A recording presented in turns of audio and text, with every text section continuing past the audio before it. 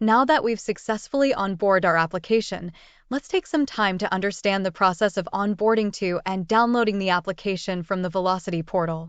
We'll refer to one of our introduction slides for this purpose. When we onboard an application onto the Velocity server, we're preserving both the data and the workbook within the Velocity server. First, the data is saved using Boardwalk's link export functionality.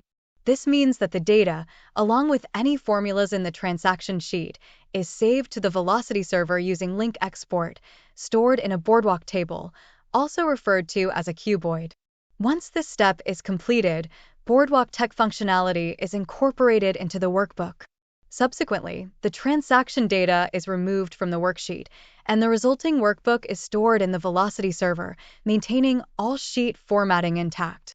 In our example, we only have one sheet, but if there were multiple sheets needing to be saved to the database, the same principle would apply. That is, all data will be link exported first, then Boardwalk functionality incorporated in the workbook, followed by removing all the data from the workbook and finally storing the resulting workbook to the Velocity server. Recalling our previous training sessions, you'll remember that following the application onboarding, we proceeded to download the workbook from the Velocity portal. Upon opening the downloaded workbook, you may recall it was devoid of any data.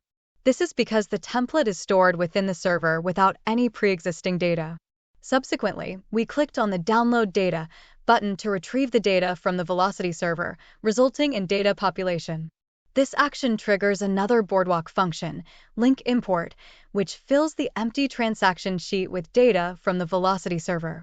Importantly, this data always represents the latest information saved to the Velocity server. Moreover, the formatting applied to our transaction data is preserved within the workbook and is subsequently applied to the downloaded data. To summarize, during the onboarding process, we utilized link export to save the data, while during the data download process, we employed link import. It's important to note that the export of data using link export occurs only once, whereas the import using link import can be executed multiple times. Next, we will delve into how this data is stored within the Velocity server.